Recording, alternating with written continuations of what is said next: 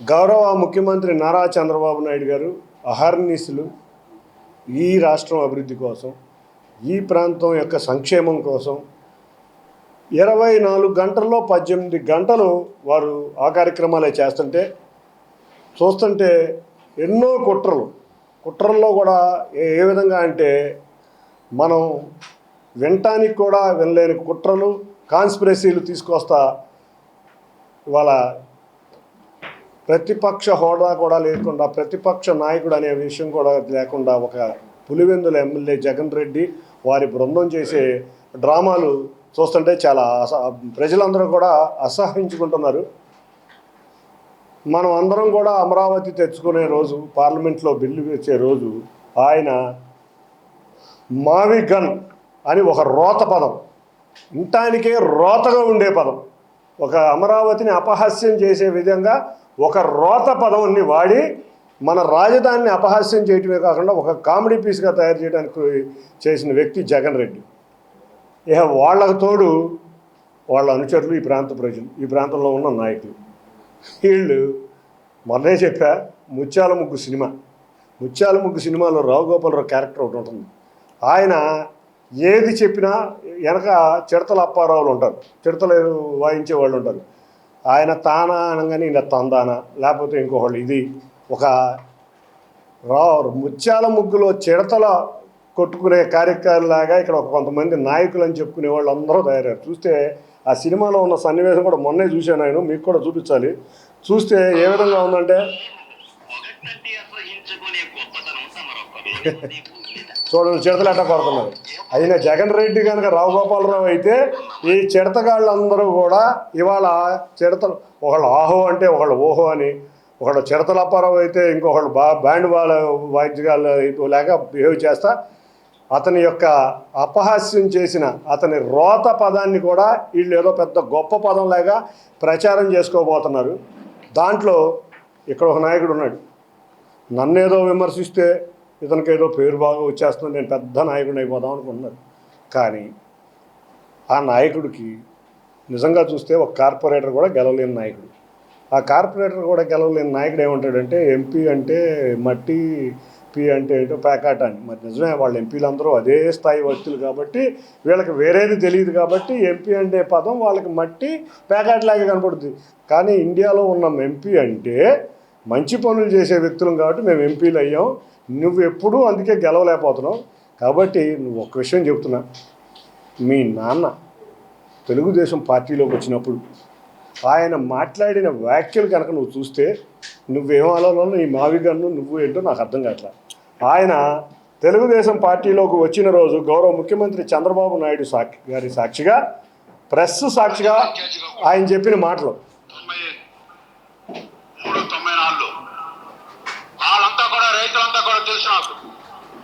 నేను వెళ్ళి ఒక మీటింగ్లో మాట్లాడిన తర్వాత నాకు అర్థమైపోయింది.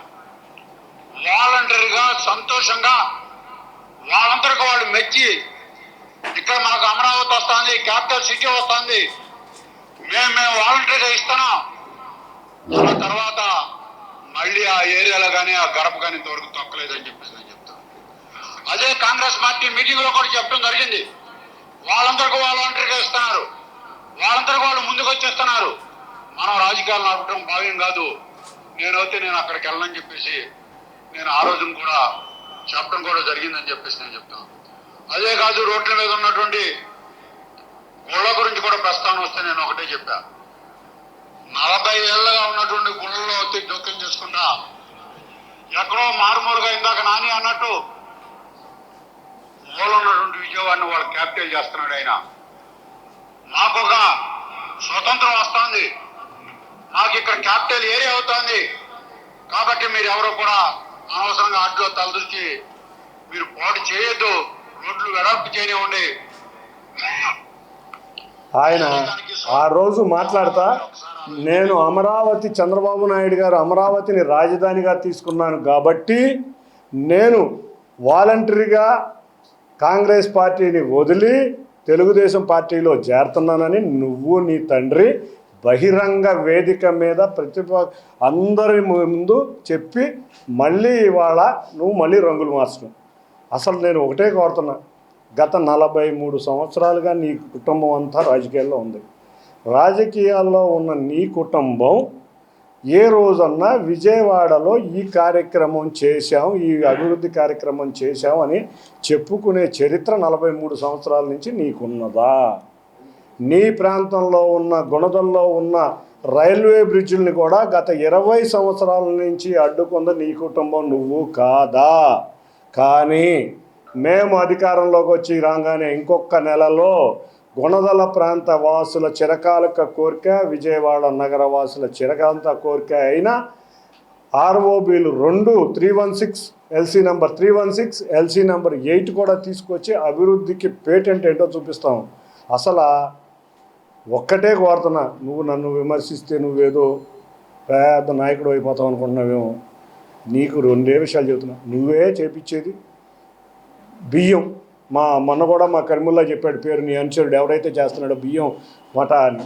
అంతేకాకుండా మట్టి చేసేది నువ్వే, అన్నీ చేసింది కార్యక్రమాలు గత ప్రభుత్వంలో చేసింది నువ్వే. ఇప్పటికీ మా వ్యక్తులు అంటున్నారు ఏదో మా బియ్యం కూడా ఇంకా చేస్తున్నాడని, దాన్ని కూడా చూస్తున్నాం. ఒక్క విషయం చెప్తా, గుర్తుంచుకో, నువ్వు అసలు ఎక్కడి నుంచి నుంచుంటావు నీకు తెలియదు. నువ్వు ఎందుకంటే విజయవాడ నాయకులు ప్రజలందరూ కూడా ఒక శాపం ఇచ్చారు, నువ్వు కార్పొరేటర్ కూడా గెలవలేవని. ఎందుకంటే నువ్వు విజయవాడని ఒక రక్తపు వాడగా చేసింది నీ చరిత్ర, నీ కుటుంబం. అంతేకాకుండా విజయవాడలో కుల మతాలు మంటరే పెట్టింది నువ్వు, నీ కుటుంబం. మేమందరం ప్రశాంతంగా ఉన్నాం కాబట్టి నీతో మరి ఒక్కటే, రేపు కార్పొరేషన్ ఎలక్షన్స్ రాబోతున్నాయి. నువ్వు నచ్చిన వార్డుని సెలెక్ట్ చేసుకో. నువ్వు అక్కడి నుంచి దారుణంగా ఓడిపోతే తెలుసుకో, నువ్వు అట్లీస్ట్ ఒక కార్పొరేటర్ కింద గెలిచి నేను ఒక నాయకుడిని అనిపించుకుంటావని నేను తెలియజేసుకున్నాను.